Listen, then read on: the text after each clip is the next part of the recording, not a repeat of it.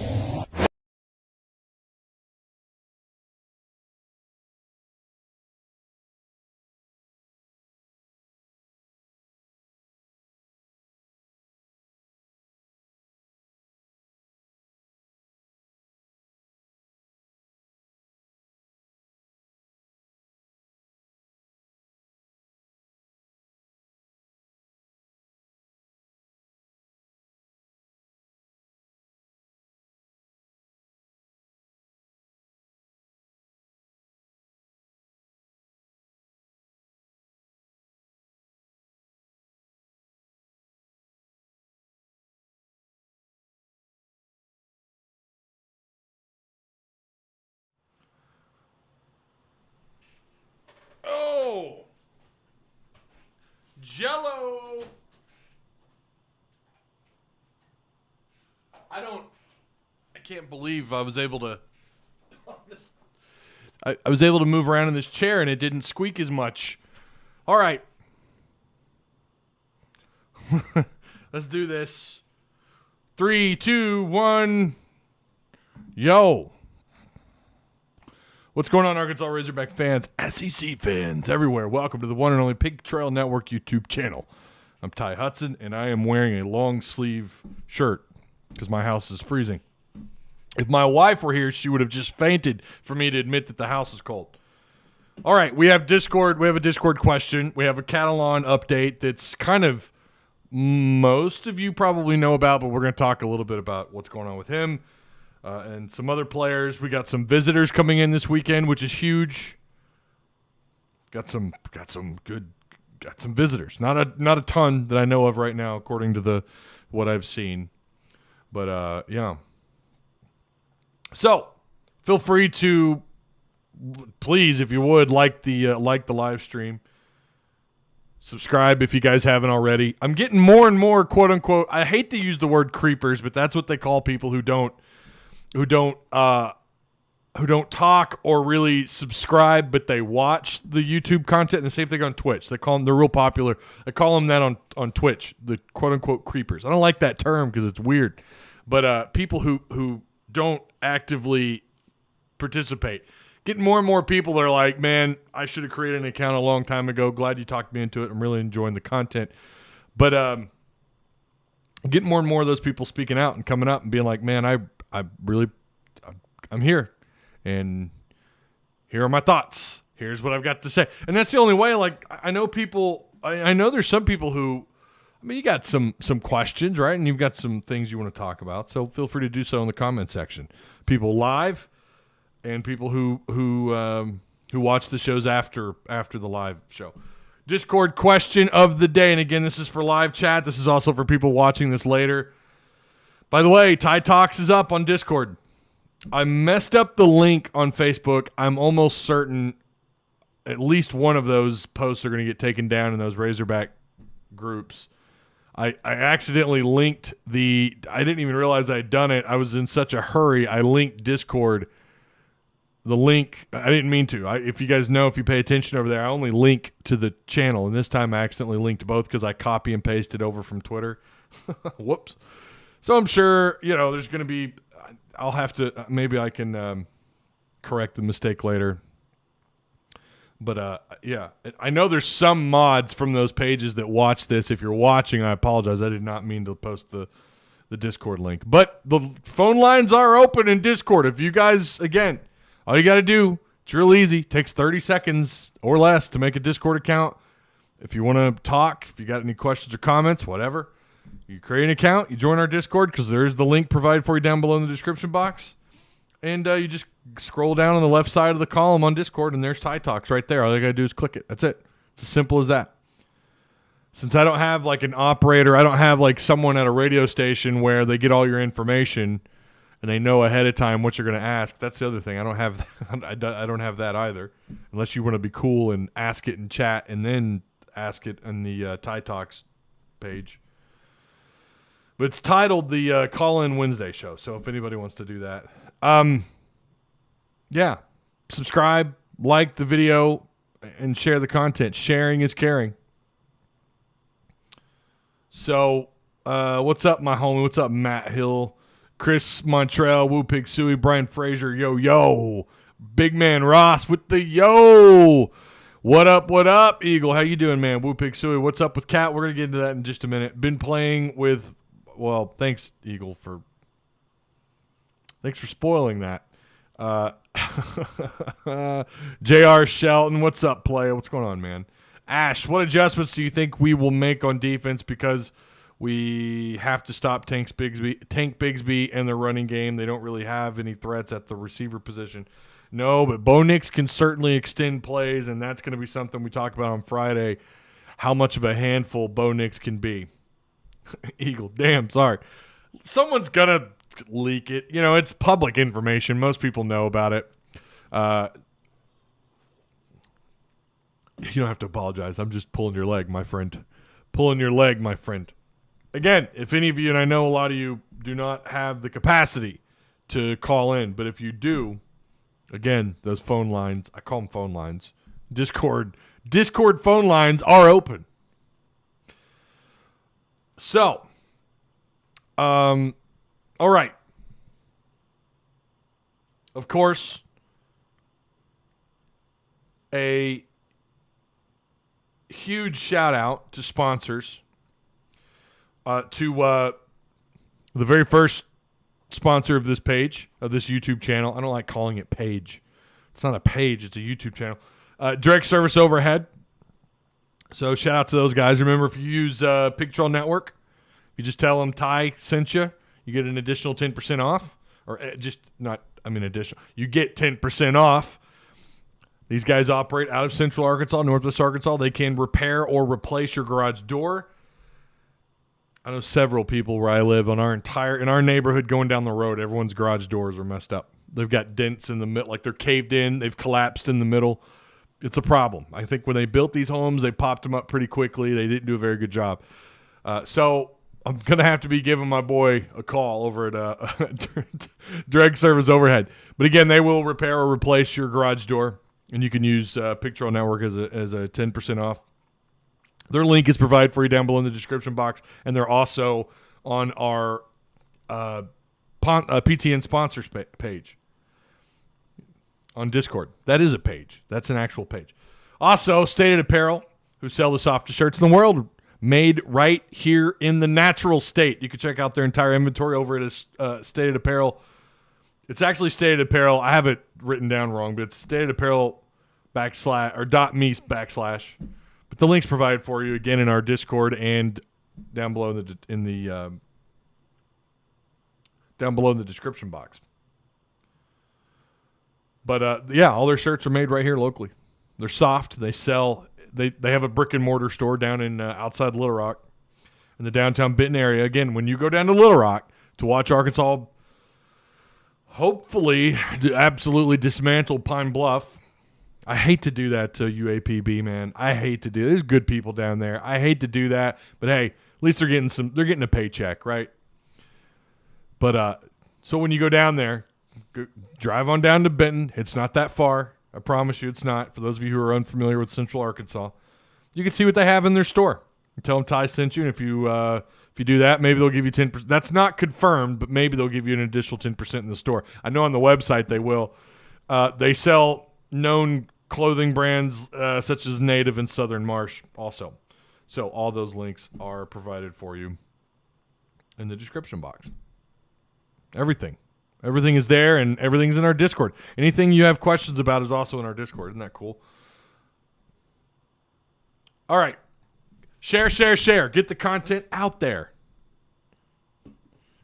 Share. Get the content out there. I went to last Friday. My dad had his 72-73 Farmington football state championship reunion last Friday. I didn't talk about it on the post game. I didn't talk about it Monday. I feel bad for that. Had a blast. Got to see some real Farmington OGs. If you guys don't know, Farmington back in the 70s, Farmington High School. People traveled from all around the state to watch these guys play back then. They were good. They got a plaque.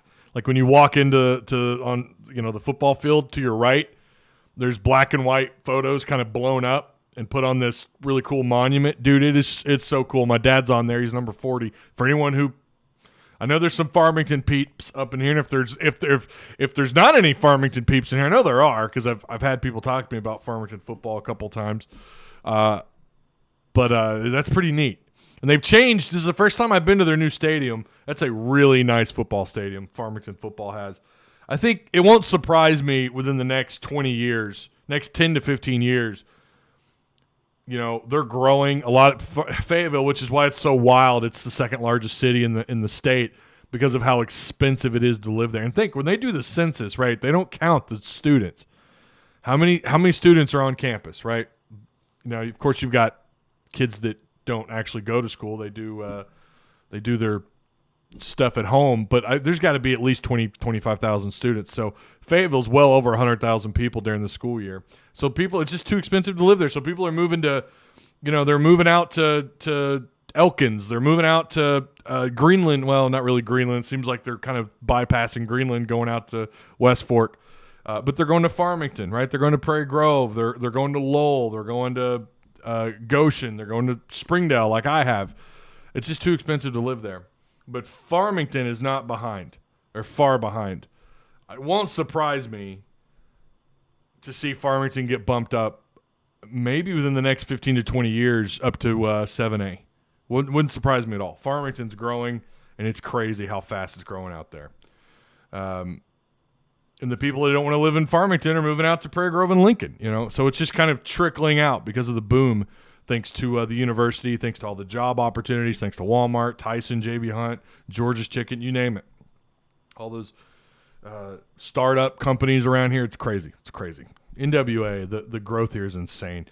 We need this one bad. I feel like this game determines if we really have turned the corner under Pittman. If you don't think they've turned a corner, Big Donnelly, I don't know what you're watching. They have certainly turned the corner. The question now, if you're suggesting that, okay, fine, he's made us better than what we were under Chad Morris, but can he take us to can he turn another corner? Then I agree with that on some degree, right? Maybe that's possible. Like, where are we really in the grand scheme of things this year? We thought we were top 10. We weren't.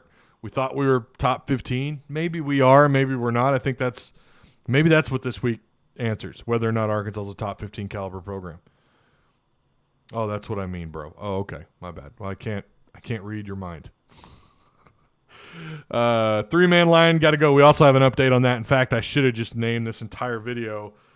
Changes coming on defense, and it sounds like that's going to be the case. I feel like the A&M game was if we turn the corner, but maybe we need to turn another corner. I think that's what it is. And again, that's what Donnelly is suggesting. Are we about to turn another corner? And will this game prove that? Well, I mean, I'll put you at 5-2, and that sure looks sexy. That sure looks sexy. Not as good as 6-1, but 5-2 is pretty sexy. And like I said, you were the better team last weekend. Arkansas was the better team last weekend. I'll die on that hill. They lost. We talked about it Monday. They had multiple opportunities to win that football game. They had multiple opportunities. And they even trailed. They trailed most of this game, but they were good enough that they kept it a close game. When the tide seemed to turn, they turned things around, and defense didn't do much to reply other than getting off the field on a fourth down, a failed fourth down conversion or fourth down attempt by Ole Miss. But you were a missed field goal away. Apparently 3 drop picks. Now, I went back and watched. Didn't watch. I watched one of those real quick, like the highlight videos on YouTube. Then I tried to watch one of the full videos on YouTube. Not YouTube TV, like YouTube. Someone uploaded the game. I think it's still there if you want to go watch it. Sometimes YouTube has a habit of taking those down because, these networks will they'll find them, and you guys know we were streaming. What were we streaming and it got taken down? Was it the Major League Baseball draft when Heston Kjerstad got drafted, or was it we were doing a stream, and I told you guys it's more than likely going to get taken down, and it happened. So they do find a way. They'll take these down. I think they're still there. If you go back and watch defense, there were no adjustments made at all. They stuck with a 3-man front. They really didn't do much in terms of trying to bring extra pressure, at least not that I saw on Matt Corral. And I didn't see for sure 3 drop picks, but then Sam Pittman said there was. And I know I saw 2. Catalon did drop one. So we'll just go ahead and pivot to what's going on with Catalon. Sam Pittman told everybody yesterday that, or was it Monday? It was Monday. Sam Pittman, of course, after I went live, because that's how it goes. I go live at 11. He talks to the media like at 1. I think it's 1. And actually, Travis Ford, who's a sponsor of this channel, Direct Service Overhead, texted me and he said, broken hand. Catalon has a broken hand. Sam Pittman just let it slip. Remember, I've been saying since Texas A&M there's something going on, or going into that game, coming out of that week, and going into Georgia. I thought something wasn't right, and then coming out of Georgia, we knew, all right, there's really something going on, and we talked about it numerous times here, but we didn't know. Look, someone in Discord pointed this out. He's been playing hurt all year. He has. We know that. He banged up his shoulder in fall camp, but it didn't bother him as much until after the game against A&M. He broke his hand against Texas A&M. We know that now. It was confirmed. We'd been talking about it here for weeks. You guys know. You in chat admitted, yeah, there's something up. And I said it had to have happened against Texas A&M. And we've seen him kind of fade. He finally had a pretty good week last week. And I know I've had screenshots sent to me, people bitching about Jalen Catalon being out of place. Like I mentioned on Monday's show, and we found this out, Lane Kiffin talked to the media and said that they had been preparing for Arkansas for a year because he was quote-unquote embarrassed. And he was embarrassed, I think, for his quarterback. I think his quarterback was embarrassed by that play. And they prepared all year. I think that's why Jalen Catalon, they changed a lot. They changed how they blocked, how they called plays against this Arkansas defense. It took them 12 months to scheme, or at least to keep Arkansas at the very least at the back of their mind. And then during the offseason, I'm sure during spring and fall camps, they were putting in install for the 3-2-6 for Barry Odom and for what he does. And it's hard to put that on Barry Odom, but you've got to be able to adjust in the game, and clearly they couldn't do that. And maybe that's because they don't have the personnel. I don't know. But it wasn't Catalon being out of place as much as it was him missing tackles, and he's obviously playing with 2 injuries. I can't think of a bigger badass. Well, I didn't think, last year Bumper Pool, who played with broken ribs all year, we didn't find that out until fall camp. We didn't know that until the second week of fall camp when Sam Pittman says, oh, yeah, Poole was playing with broken ribs, by the way. And then Morgan, of course, who was playing in a body cast. All last year, he had that huge wrap on his arm, on his left arm. He's playing hurt. And this year now you got Catalon playing with a banged-up shoulder and a broken hand. Question now becomes, what do you do moving forward if he's a liability, and is he a liability on the field? That's not the question of the day. We'll get to the question of the day. Did I already ask the question of the day? I didn't. Let's do that really quick. Let's get to the question of the day. Gotta scroll up. Where is it? Oh no, snarf. Which first-year player has impressed you the most so far through the first 6 games of the season? And we did it. We have a poll on Twitter. You can go answer it. And, of course, I already laid it out for people. That poll was based on what reactions or what responses I got on the Discord, on the PTN Discord. And, of course, I have someone, why not Rocket Sander? Or why not Trey Williams? Because Trey Williams wasn't mentioned. Read the damn tweet. God. Read the damn tweet, man. I swear. I'm going to have to pop aspirin on a daily basis when it comes to Twitter. That's why I hate Twitter so much.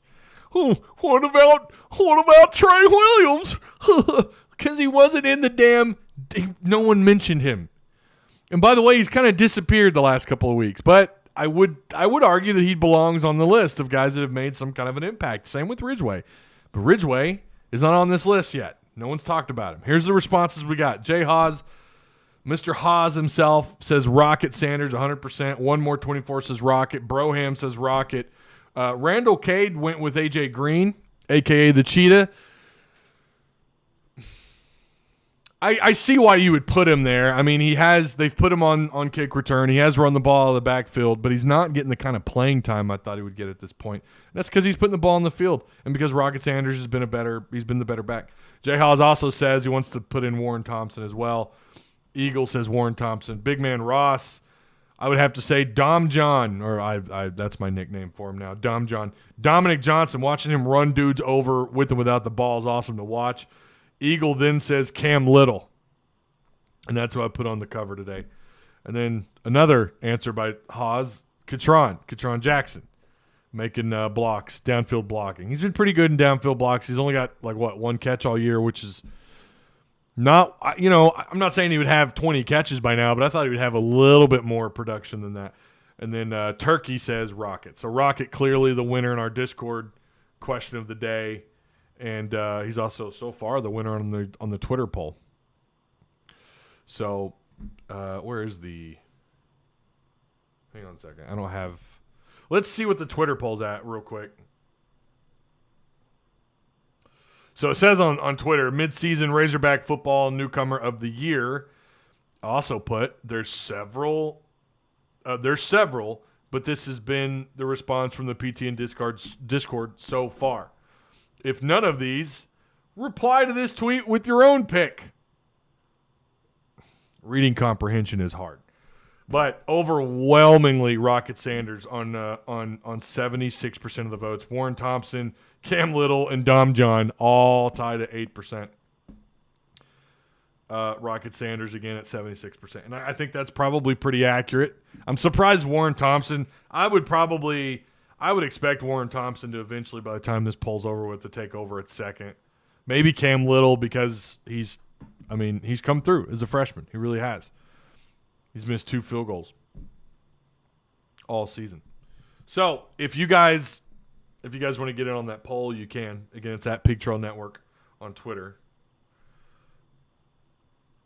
Catfish hole tonight. Looks like it's going to be, this is a big one. This is huge. I want to listen to this if we don't have softball tonight, because it's probably going to get rained out. Raheem Sanders and Gabe Brooks. Gregory Brooks. I don't know why I said Gabe. I'm sorry. Gregory Brooks. Gregory Brooks and Raheem Sanders tonight on the Sam Pittman Live from the Catfish Hole. God, they're hush puppies. I know I talk about them all the time, but I'm fat. What do you expect? Like, food is life. I do not understand why Dominic Johnson doesn't get more playing time. What the hell? He's been in beast mode all season. Ash says Rocket Sanders. Red Hog says Dominic Johnson. KJ is turning into a real deal quarterback in the SEC. If he can get time in the pocket to throw, he has time. I mean, My God, he had time to make a sandwich, one of the announcers said last week. He has time. He was sacked once all game, and I think that was more or less a coverage sack. Eagle says Rocket. Is that what you said on Discord, Eagle? What'd you say on Discord? You said Warren Thompson. Which first-year player? I mean, that would imply one. You guys are going to give me the entire roster of all the newbies. And what's funny is they've all had an impact. I can't remember the last time you had this many first-year players. I mean, think about it. Katron Jackson, someone brought up, it was Hawes who brought up the him blocking downfield, and he's had a catch. He had a touchdown catch that was called back because I think it was an illegal man downfield at like the 4-yard line, which I didn't know was possible. So you have, Warren Thompson, Katron Jackson, all the running backs, my God. By the way, Dominic Johnson's not a first year, by the way. I don't know why I didn't think of that sooner. I just realized that, and I put him on the poll. He's not a first year. That slipped by me. I cannot believe I let that happen. I'm going to have to take that tweet down. Dominic Johnson's a redshirt sophomore, and he didn't transfer here. I let that one slip. We're going to delete that tweet. I fudged that one up. I can't believe that slipped by me. I made that poll in a hurry, and nobody called me out. Good. No one called us out on Twitter. We're going to delete that. So it's just up to you guys on Discord. But yeah, so Katron Jackson. God, I'm having to go back. Warren Thompson. Raheem Sanders. AJ Green. On defense, you have Trey, Utsi, Ridgeway, Cam Little. And I know I'm missing somebody. There's someone else in that mix somewhere. Crawford hasn't really made an impact this year, the OU transfer. I guess technically, he's in that mix, right? Wouldn't you consider him a first year? He's not, regardless, he's not in that mix, whatever you consider him to be. So Arkansas, with a bunch of guys who've come in year one and made a pretty big impact. The only year I could think of that might be close was the 08 recruiting class, 07, 08 recruiting class, when you had Greg Childs, Joe Adams, Jarius Wright. God, that class was loaded. And they had a couple of guys on defense that were first years, and I think they had a couple of JUCOs. Was that the year they picked up the big 6'3" safety, who they converted to a linebacker and then back to safety?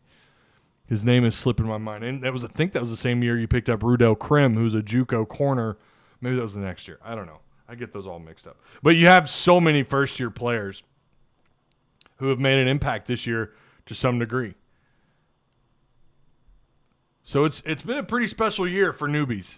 And you've got to give a lot of credit to the transfer portal, to Sam Pittman, to Barry Odom, Kendall Briles, who brought in Warren Thompson. Warren Thompson followed Kendall Briles from Florida State and has been wonderful. He's been great.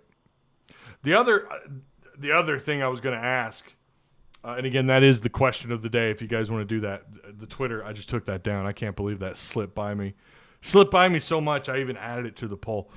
But the amount of wins left in the year, what do you have on the remaining of the season? How many wins do you have left?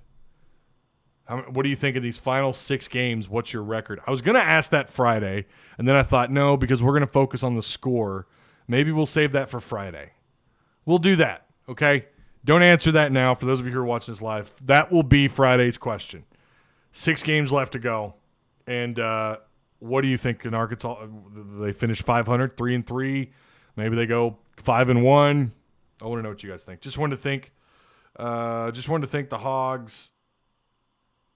I won taking y'all plus 5.5 against Ole Miss. I really thought would win that game outright. Yeah, I thought so too. I really did. Ole Miss did a good job. Their offense is just damn good.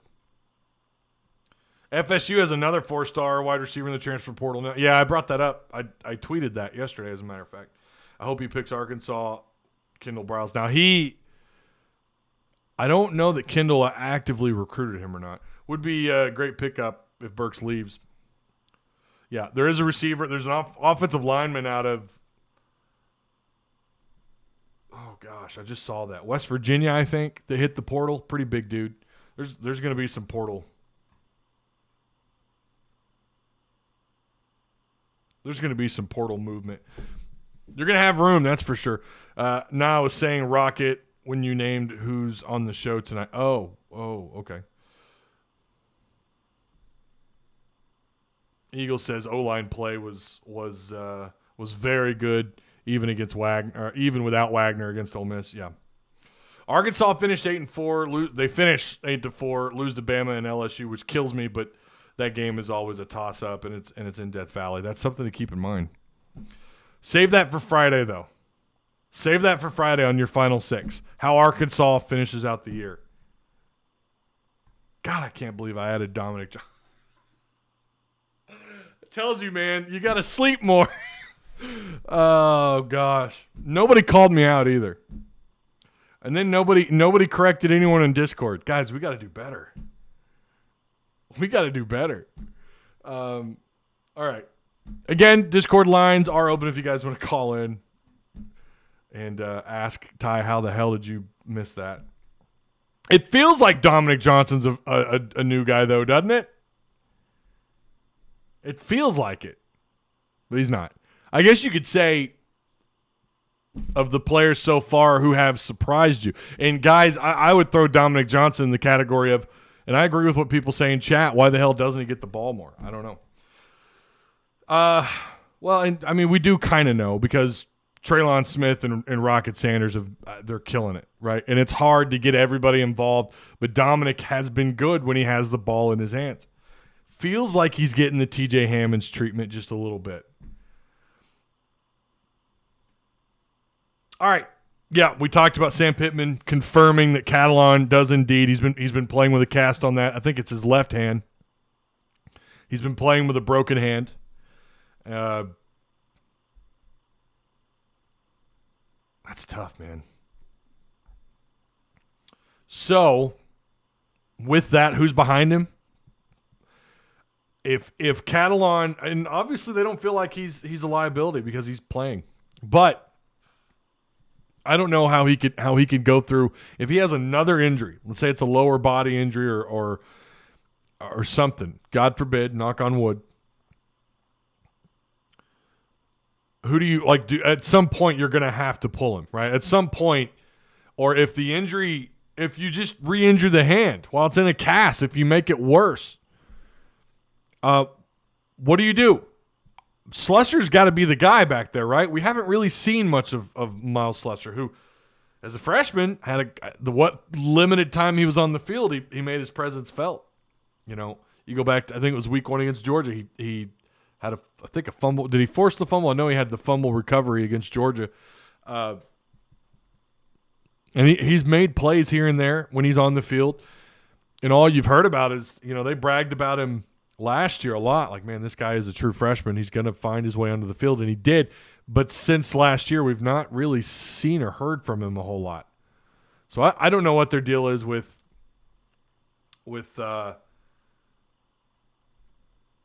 Slusher. Why I don't know if he's regressed. And people have argued, well, Catalon has regressed probably more because of the injuries, so you've got to play Slusher. And maybe it's not a regressive thing. Maybe it's just Slusher still doesn't maybe understand his role in the defense as much as Catalon does, and that's why Catalon has all the playing time, because he could still play pretty damn well and battle through all these injuries. Keep hammering with that stable of fresh backs. I'm telling you, man, every week. There's so many guys back there. And you still have Javion Hunt, by the way, who has played this year.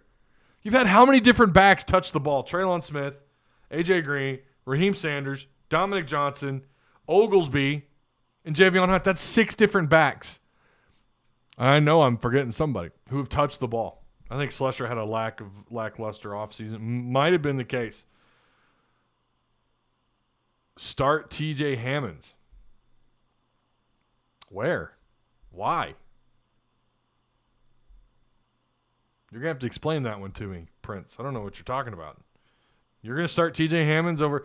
I mean, the thing that he does is he is explosive when he has the ball in his hands, but he's not really made much of an impact. Pittman said Slusher was really banged up early. Yeah, I know he was hurt early in the year. I do know that. He was a little banged up, but I don't think he's still dealing with those injuries, which kept his reps limited, which hurt his development into the defense. Yeah, I mean, all that's true. But Catalon has played with injuries, and no injuries the same. No one injuries the same. Everybody reacts and responds to him differently. But, I mean, we have seen Slusher play a little bit during cleanup, so we know he's able to play. We got to work on ball control. Well, I mean, Malik Hornsby certainly does. A.J. Green maybe. But other than that, easy there, Randy. Slush is starting to get more playing time recently, says Paul Raymond. Just put in Hammonds on the field on offense. I don't know that he's needed right now. Oh, that's my fantasy football alert telling me that your team sucks. Please tell me you saw that insane catch from TJ out of bounds. Laugh out loud. Yeah, I did see it. That was pretty wild. We could put Burks at kick returner. I know we don't want him injured, but Alabama did that with Devontae Smith, and their special teams was explosive. Didn't he, his freshman year, didn't he return punts? I know he returned punts, I think, his freshman year. Correct me if I'm wrong, but he averaged like double-digit returns. I don't know why they only put Nathan Perotti back there to fill punts. It's crazy. When you're hurting like that, I mean, their punt return yardage per game has got to be like a yard. It's terrible, man. You don't rely on them on punt return to get you out of a jam. Like, okay, they're going to punt back behind the 10, or, well, you don't ever field a punt. When it lands at the 10, you let it go. I mean, that's just kind of been the rule. That's punt return 101. But if it lands in front of that 10-yard line, you field it, and you get that thing. Because anytime you're starting from behind your own 20, that's not a good thing. Trying to drive 80 yards is already hard enough. To go 85 plus is even harder, obviously. I mean, but especially in this league. And to have someone to get you out of that trouble, to even just get you out in front of your own 25.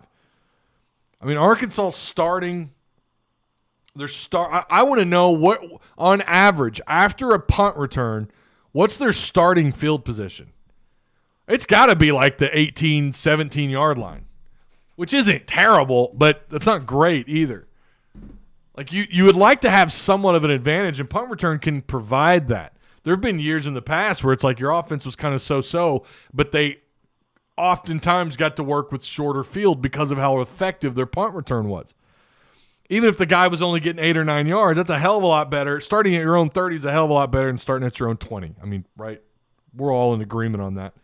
But they don't have that, and they haven't had that for 2 years, and it's taken them such a long time. I do think you don't want to risk Treylon Burks, and I get that. I understand it, but sometimes it's just a little head-scratching as to why they can't figure out what to do on punt return, why they can't – starting to rain pretty good over here, why they can't figure out to do more than just field a punt.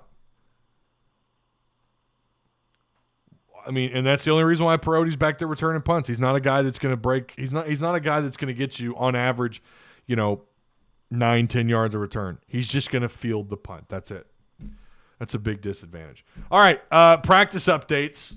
What's kind of out there? What I've read here and there. Again, Jalen Catalon was not at practice after fully participating yesterday. Miles Slusher did, in fact, fill in for him during what I was told was install sessions. So we'll see if Slusher gets some time this weekend against Auburn. Auburn's pretty physical. And again, we're going to get to I'm excited for Friday because Auburn's defense really, I mean, it can be complicated if you allow it to be complicated. And Arkansas's defense, they're gonna have to make some adjustments, and maybe they're doing just that.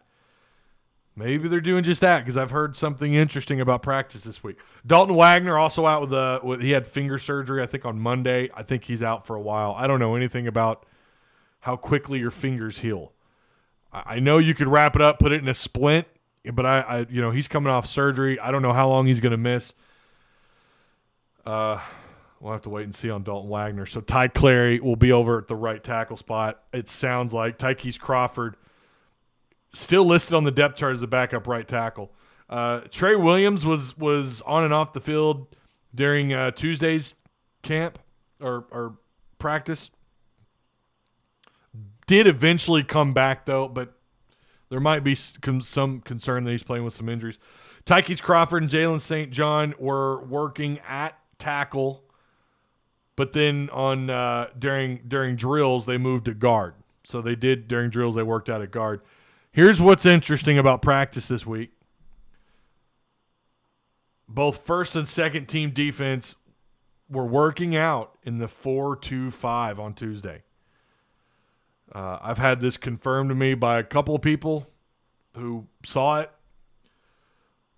Are we flirting around with? Is the Razorback defense finally going to flirt around with what we all thought they were going to run this year more consistently? We knew they were going to be a somewhat multiple front. And they did run a little bit of forefront, I think, against Rice. I think they played a forefront against Rice a little bit, if I remember. But could they be flirting around with multiple looks up front with their front six, front seven? That's huge because as far as I know, they've not done that. They've not worked out in the 4-2-5 since fall camp. Now, how much of that is because the media hasn't been exposed to that, hasn't been able to see it versus what I don't know. From what I understand, that the 4-2-5, maybe they worked out in it a little bit, but very little. Apparently they worked on it, and it might be something that you're going to see on Saturday. So finally, we might see adjustments and go away from what they've been doing that's been – but listen, I mean, I don't know that the 4-2-6 – people who think the 4-2-6 is going to solve all your problems, I hate to tell you, but there's also probably a reason why they've ran a three-man front. Now, Sam Pittman said Monday that they've rotated on average about 8 players on the defensive line. That's a lot of people. And by the way, Miller, the kid out of Warren, redshirt sophomore who came in with Treylon Burks, he hasn't seen the field at all this year, I don't believe. So you really have, and I don't know what his situation is. I don't know if there's a health thing going on. I don't know. As far as I know, he's been dressed out. At least as of about 2 or 3 weeks ago, he'd been seen dressed out and participating in drills and everything, or at least for games. Now, that's not from a super reliable individual, but that is someone who said, I saw him dressed out. But you have that 9th possible rotator at defensive line. So you've got more than enough personnel to rotate out. The problem is, what about the depth behind the ones? You know, do they feel comfortable rotating those guys in and out more often? Because that's exactly what you're going to have to do. And not to mention, when you go up against these high-tempo, fast-paced, which is like 85% of football these days, you know, you've got to be able to make adjustments on the fly, and you have to be able to switch out and get guys off the field quickly. That's harder to do when you've got 4 defensive linemen on the field. And that, I'm sure that plays a role. And that's why a lot of teams, too, they flirt more with the 3-4, and they go with the 3-4 kind of multiple look up front. You know, a guy will stand out at basically as another linebacker, or he puts his hand in the dirt and he's going to rush. Or, like Arkansas's done, Trey Williams stands up and he blitzes. Or not blitz, he rushes. He's rushing from the line of scrimmage. But he'll stand straight up. But that's with a 3-man front. I really don't know if the 4-2 is going to be the answer, but I think they have to at least explore the option and see how it works. Because Tank Bigsby might be the best back in the SEC. This dude is, I would say probably ignore some of the numbers. We know what he's capable of doing. And by the way, you got a quarterback who can extend plays. It's going to be tough. So you've got to have an answer. You got to be prepared for what Auburn likes to do on offense. And I think flirting around the 4-2-5 shouldn't shock anybody, but it does only because we haven't seen them actually use it on the field. So, I didn't see Trey Flowers cut. They cut Trey Flowers in Detroit? When did that happen? What the hell? I just briefly looked at Pro Hogs. I was looking around on the internet. I didn't see did he get cut? No. Trey Flowers. Surely not, man. Really?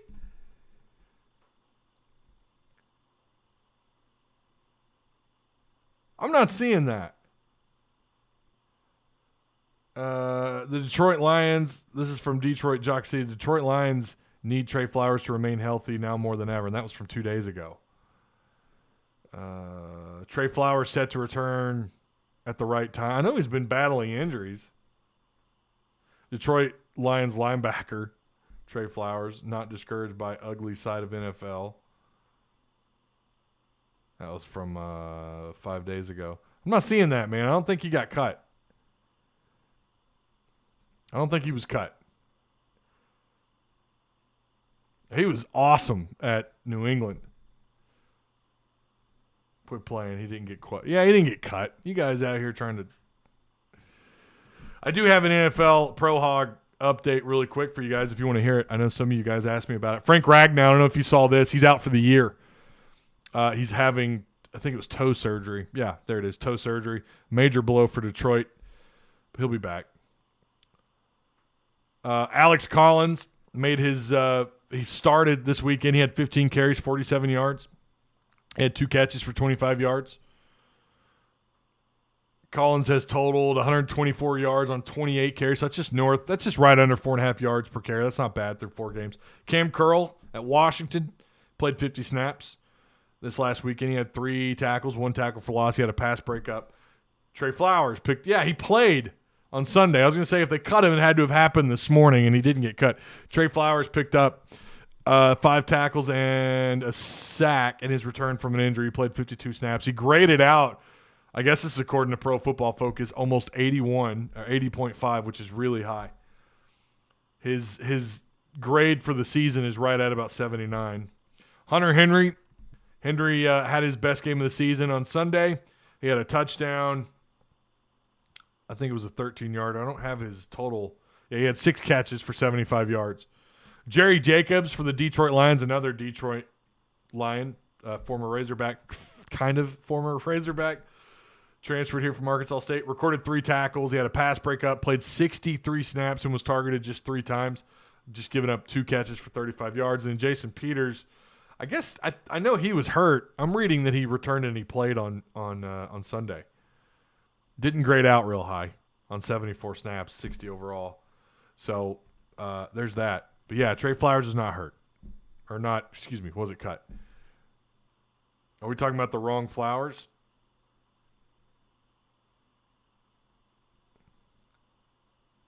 Oh yeah, you're thinking of wrong Flowers. Man, he had me tripping. They paid a pretty penny for him.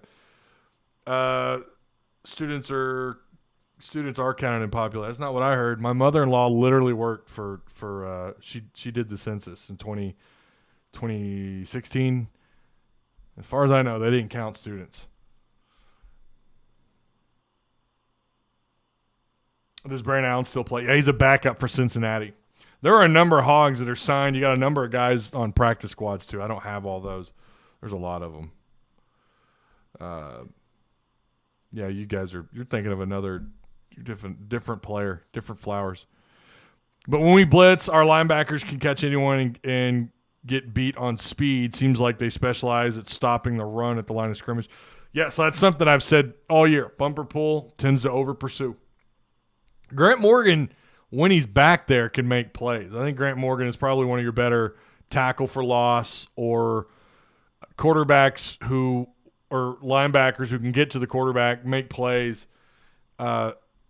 He's one of the better of this bunch that can do it. The guy that's been real impressive in the backfield for me has been Henry. He's getting back there and he's making plays. I mean, he's got to be averaging like 2 tackles for loss a game, and you got to consider he rotates in quite a bit with bumper pull. That's pretty impressive. Could we get Curtis Dunlap, the Minnesota offensive lineman? I hope. I mean, I fully expect, look, they're going to have some options here with some transfers. I'm going to stand by they need to go after linebackers. I still feel that way, especially after this year. Not entirely screwed at linebacker, though, moving forward. I mean, it doesn't look great, but if you get bumper pull back, you've still got some options back there. We've talked about that. Parker, Woodward, who has played this year, by the way, true freshman. Dude is big, 6'3", 235, out of, where is Woodward from? Little Rock. He's played. Marco Avant, who, 247 did a rundown on him. They think they don't do that for scrubs, and I hate to say that, but they don't do that for just any player. I know that Marco Avant was a 3-star, and you've had some other guys who came in who had a little bit better offers, but Marco Avant got a rundown by 247. In fact, I think it was, I don't remember who did the rundown on him, but pretty impressive. I think one of the things they said he needs to work on is his coverage, but he's a great tackler, can make plays at the line of scrimmage, has a nose for the ball. I like Marco Avant. What I've seen, what I've heard, and talking to other people who've had eyes on him, I like Marco Avant. And I think of course, he got hurt during the offseason, and I think he had to have surgery, if I remember right. So we heard last week he was working out. He was involved in practice, but I don't know beyond that. I'm not really sure. All right, visitors for the weekend that we have confirmed. Not a lot. But this is a screenshot sent to me of a list of names. Samuel, I can't pronounce this guy's last name. I don't know if it's Mbake or Mbake. I don't know how you pronounce it. It's Mbake. Samuel Mbak. 2022 4-star wide receiver out of Georgia. Andrew, of course, he's committed. Andrew Chamblay, 2022 4-star offensive lineman out of Maumelle, Arkansas. Vic Sutton, 2023 quarterback out of Mississippi. Boy, you'd like to dip into the SIP. I hate that so much. That is the dumbest thing. Welcome to the SIP. Derp-a-derp. If you could dip into Mississippi, Vic Sutton is a I know he's a 4-star, at least on one of the recruiting sites. Trey Wilson, 3-star defensive lineman out of Lakeview Centennial, out of Garland, Texas. And then Adrian Posse, 2024 4-star quarterback out of Florida. He'll be in town. And then Nathan, God, these names. Nathan Mitchell, 2023 defensive back out of Temple, Texas. So, what is that? 1, 2, 3, 4, 5, 6 so far confirmed. I think Vic Sutton is arguably probably one of the ones. For the 2023 class, you'd like, first off, you'd like to grab a highly touted quarterback out of Mississippi's backyard just to stick it to Ole Miss and Mississippi State. But on top of that, he's a pretty talented player. Of course, Andrew Chamblay, 2022 4-star offensive lineman out of Maumelle, already committed, but it's, hey, he's back for another game. I'm pretty sure this is his second game he's been to this year. So that's your list. We'll see if it grows. We'll talk about it on Friday, if assuming that it does. Assuming that the list grows, it could. I'm sure it will. And you might even subtract. But if there's any updates to the visitor list, we will discuss it. Probably the biggest takeaway this week, obviously, it's Sam Pittman talking about that injury with Catalon, confirming it. Again, we know he got hurt in fall camp, but it clearly wasn't, his shoulder wasn't bothering him that much until we saw all of a sudden, and I remember against A&M, he looked like he got hurt, and I don't remember the play, but I do remember seeing him kind of holding his arm. And, you never, it's not good to be a Monday morning doctor, armchair doctor. Like, I'm not going to sit here and pretend like I know anything about what he was dealing with based on what we saw at the time, but I knew something was up. And then we saw his natural regression since A&M. And is it a coincidence that your defense, once you see this happen to someone like of his caliber, he's not a playmaker. You guys, we've talked about this layers before, right? Like you've got your ball players, right? Your guys that are contributors. Maybe they have potential star power or they're playmakers. But then that's your first tier. Then you have playmakers. There's like 3 levels of playmakers, right? Then you have difference makers. Catalon and Treylon Burks are up there, and I'm starting to wonder if KJ Jefferson doesn't belong in that category as well. Right now I've got him in that like playmaker category. And you see, since his injury, the defense has been in a sharp decline. Is that just a coincidence? Is it because, is Georgia really that good on offense? I think they're good, but I don't know. I feel like if you were healthier in that game, you wouldn't give up those points so easily in the first half. I'm not saying that it would have a huge impact on the scoreboard, but maybe you don't give up so many, the easy big plays and what have you. And then you fast forward to Ole Miss. Ole Miss is like I'll say it 100 times over until I'm black and blue in the face and I'm turning purple. Like, they are probably the best offense in the country when you consider they're having the success that they are in the SEC. And the only game they really got tripped up on was Alabama. And, I mean, Lane Kiffin, I don't know. I don't think he'll ever beat Bama. But then again, Jimbo did. And Jimbo doesn't have near the offense that Ole Miss has. So I don't know. I guess we'll wait and see. But that's the only game they really tripped up on. Other than that, they've been dynamite, right?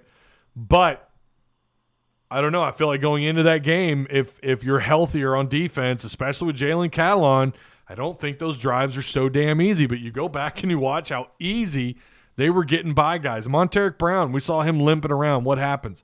And I'm pretty sure the injury happened before he gave up that deep throw. He got beat on a double move.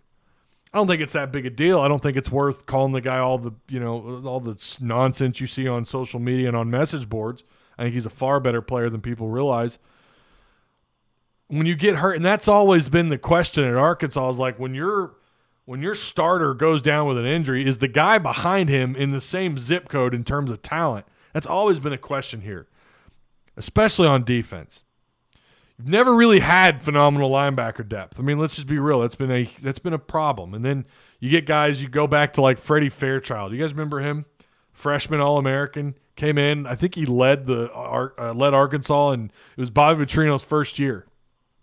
And I'm pretty sure he led the team in tackles, or it was at least in the top 3. Was a playmaker, big body, like 6'4", 220. Dude was a monster. And then he, I think he held his girlfriend hostage or something in an apartment.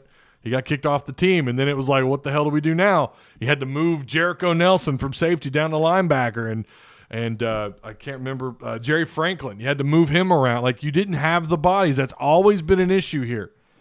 And it's really no different in the secondary. Dre Greenlaw and Scooter Harris were kind of the exception, and then we saw Dre Greenlaw. Of course, he leaves, and then we see Scooter Harris just completely kind of drop off the map. The only other, maybe Montreal Spate, year 1, JUCO transfer, doesn't do that well, and then the next year he's phenomenal. One of the best linebackers we've ever had. Unfortunately, we only had a year of that.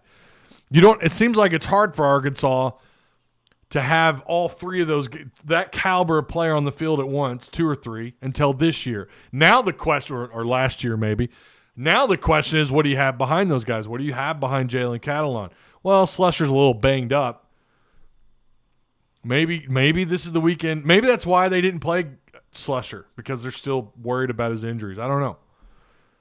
So now you've got to lick your wounds, and you've got to get through this buzzsaw of a schedule. Luckily, again, you've got Pine Bluff next week. Hope to God you're not limping your way into that game. I'm going to be honest with you. I don't know a damn thing about Pine Bluff. I know nothing about that ball club. I did a little bit of research preseason, but, not a lot, because I was so focused on the SEC and Texas. I said when I was kind of writing everything down and jotting down notes and what have you, I said, all right, Pine Bluff's going to be one of those games where I'm going to have to do my work coming out of the Auburn game and trying to figure out where they're at. There will be a lot more information on those guys as we lead up into that game. But, because, coming out of COVID, those small schools like that, you really don't know how much of an impact COVID had on them. So I thought, that's kind of pointless. We'll wait. But hopefully you're not going into that game limping, because the last thing you want to do is overlook anybody.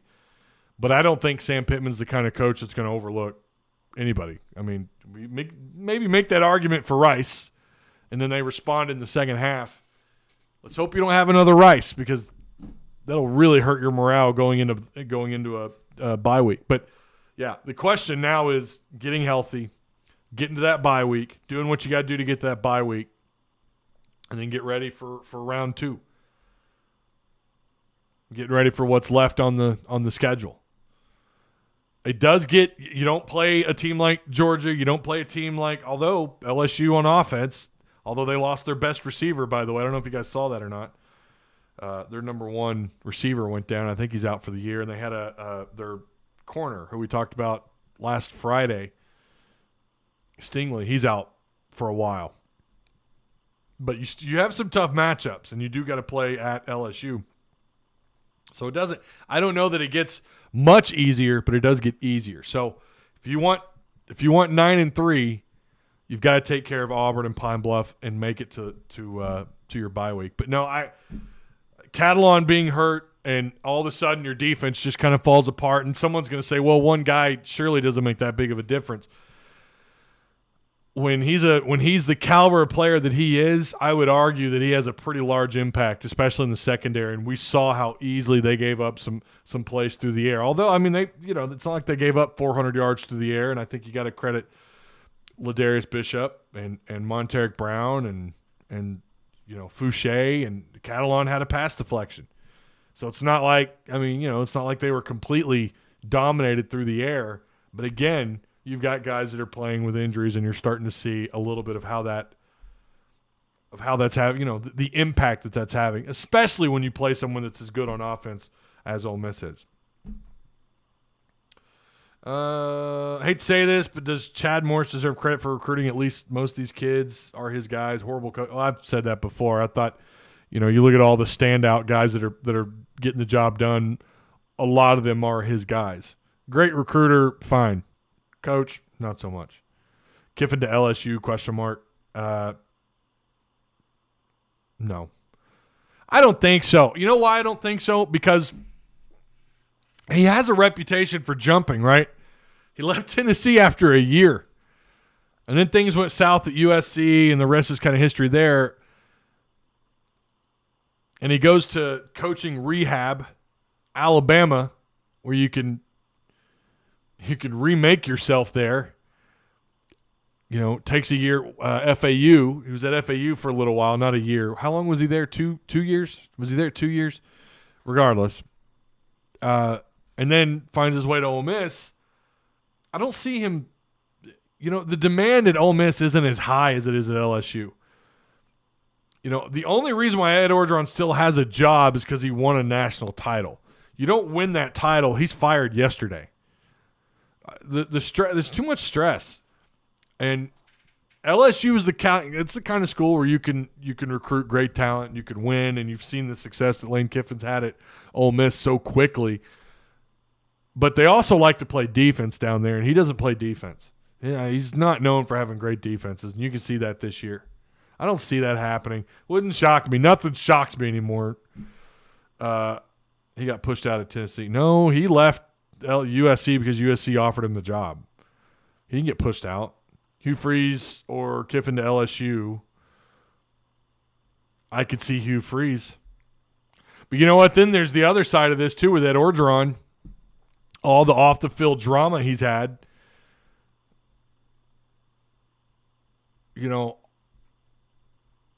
I don't know.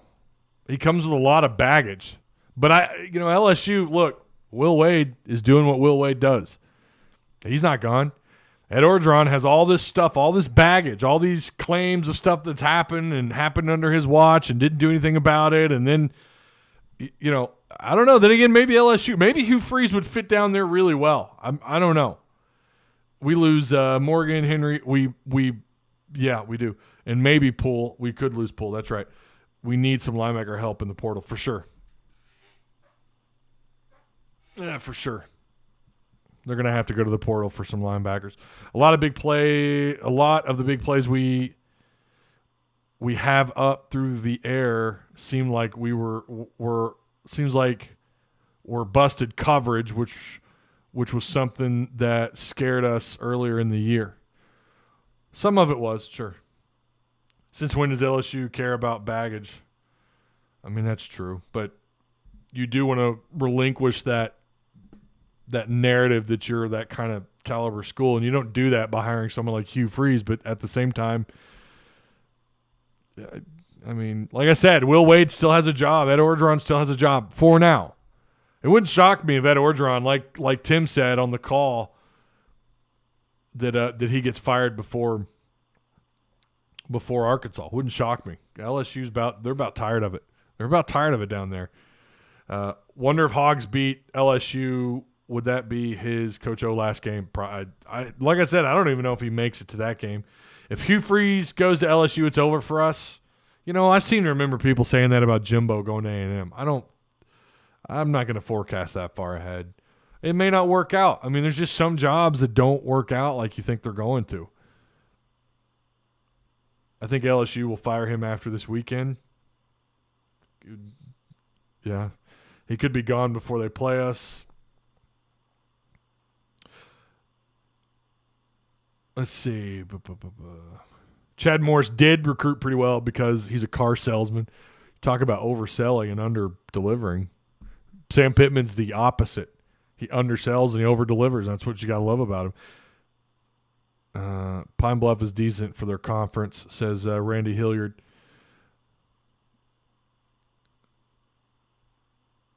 My guess is we won't have another 11 a.m. game to LSU. Tired of these 11 a.m. games like you guys. Sick of it. I'm sick of it. I'm so tired of these 11 a.m. kickoffs. But it is what it is. I know that's not what we want to hear, but you got to play better against Georgia, and you got to beat Ole Miss. And then you're going to get those more attractive times. You got to win those games. So, all right. I think that's it.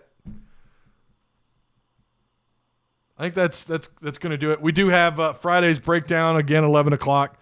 Shout out to Patreon supporters, sponsors, all you guys. Remember to share the content, even though it's over with.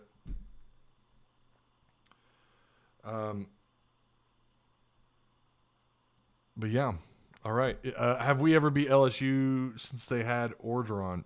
No. No, I don't think so. No, you came close. Hang on. Got my media guy. I don't think so. Having a brain fart. Let's see here. All right. Got my handy dandy. When did Ed Orgeron take over at LSU? Last time you beat LSU, we know 2017 they lost. Yeah, that was embarrassing.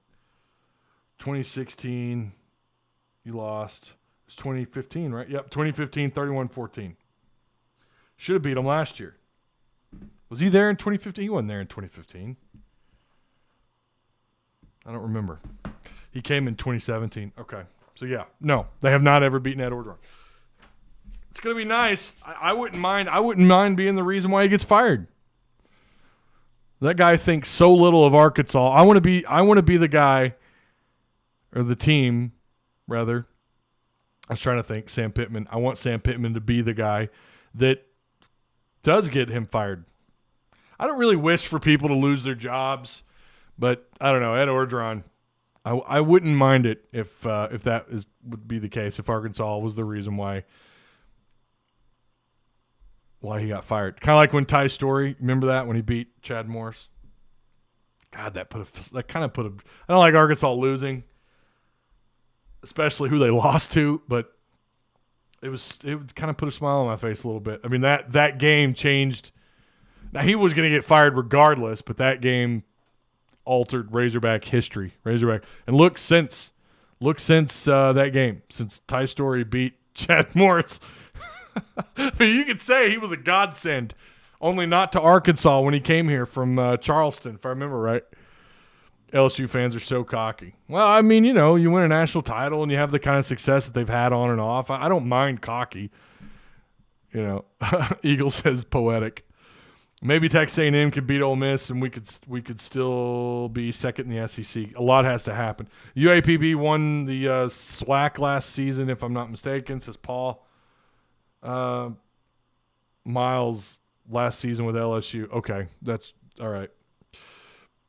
I think the last time we won was 2015. Yeah, it was. It was 2015. I had my handy-dandy media guide. I know Crook, Powell, and other incoming freshmen for 22, but would help to have linebacker experience. Yeah, Powell got hurt at Fayetteville, and I don't know if he's healthy. I don't know if he's playing again or not. I need to find that out. He suffered an injury like two weeks ago. You know, he transferred down here, him and his mom moved down here from Ohio. He enrolls at Fayetteville High and turns heads left and right. Like everyone knows what he is. By the way, our Fayetteville's linebacker, it's like tradition there. They're going to pump out linebackers, and he's one of them now. And he gets banged up, and that's unfortunate. I hope he's able to come back. I need to get an update on him. I need to find out if he's healthy again. I like him a lot. Manny Powell is a monster. That was the lowest of the low for Arkansas, but at the same time, being fired coming off the field was nice. I'm telling you, man, it ended up being a godsend. Like, yeah, it sucked. Things were so bad, but it ended up being a godsend. That loss to Western Kentucky turned out to be our saving grace, says Joe. You're exactly right. I want to destroy Mizzou this year. Mizzou is another team I want to beat. That's a ridiculous losing streak that Arkansas has. Marion Ross, Barry Odom got to get his defense together or he will be no, hold on. Stop. No, he won't. Come on. He ain't going to get fired. That's ridiculous. I mean, he needs to make some changes, sure. Bear's job is not at risk at all. No. All right, we're going to end on that note. I'll see you guys on Friday, 11 o'clock. Looking forward to it. We're going to do an Auburn breakdown. Little wet and rainy out there today up here in Springdale and Fayetteville, but you guys enjoy the rest of your Wednesday and Thursday. I'll see you Friday morning. Remember to like, comment, share, subscribe, all that stuff if you haven't already. And, Woo Pig Suey, I will see you on Friday. Barry Odom going to get fired. Come on, man.